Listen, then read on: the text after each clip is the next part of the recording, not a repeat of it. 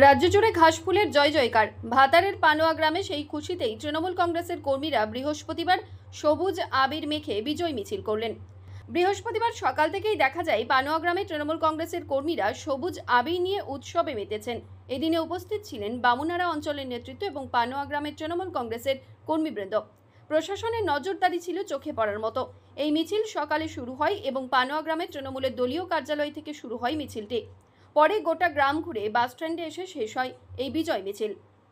এটা হচ্ছে বামুনারা ভাতার থানার বামুনারা অঞ্চল পানোয়া গ্রাম। আমাদের এখানে তৃণমূলের দুর্দান্ত বিজয় যে হয়েছে তারই একটা অনুষ্ঠান আমরা পালন করছি, বিজয় অনুষ্ঠান।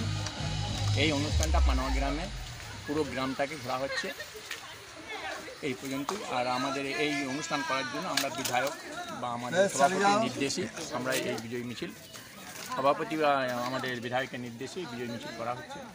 কর্মীদের উৎসাহ কেমন দেখছেন? কর্মীদের বিপুল উৎসাহ, জিতের উৎসাহ। কী বার্তা দেবেন কর্মীদের? কর্মীদের বার্তা আমি এটাই দিতে চাই, আগামী দিনেও তৃণমূলের সঙ্গে এইভাবেই হাত ধরে জনগণের পাশে থেকে উন্নয়নের স্বার্থে যে হারে আমাদের মমতা দিয়ে এগুচ্ছে, আমরা চাই আমাদের কর্মী সকল সেই হাতকে শক্ত করে তৃণমূলের বা আমাদের পশ্চিমবাংলার উন্নয়নে লক্ষ্য রাখে।